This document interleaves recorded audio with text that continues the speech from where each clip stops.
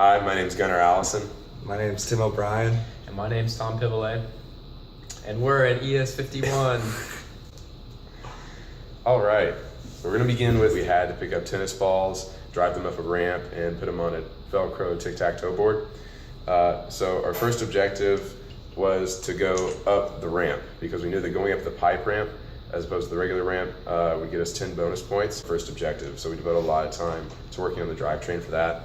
And then secondary was our scoring system, and we just wanted to have a consistent scoring system that could get us up onto the second row.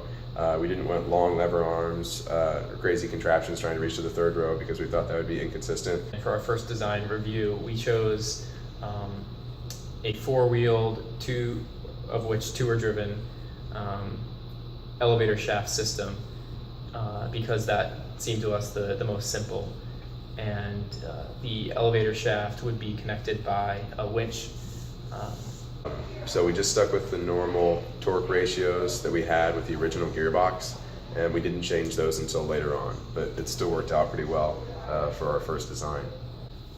So for our first drivetrain test, we knew that we wanted to have two driven wheels, one in the front and one in the back. We didn't try to work with any timing belts to make everything driven because we thought that this system would make it easier for turning left and right, and especially turning in tough spots. The original claw design was designed to be a box housing both the servo motor that would control the claw and the two spoons that would pinch the claw together. The entire box would then be lifted up by the pulley system. The original box was about 6 inches from the top to the bottom of the claw. We had to reduce that down to about 3 inches to allow for greater mobility. Another difficulty we had with the first implemented design was the winch, due to some radial forces, was popping off of the servo. So we added a holder with a little aluminum finger which holds the winch onto the servo and prevents it from popping off. For our second test, which involved the claw, we only used rubber bands around the wheels to allow for extra traction. And we knew going forward that we wanted to create a silicone layer with an aggressive tread surrounding the wheels for our implemented final and current design.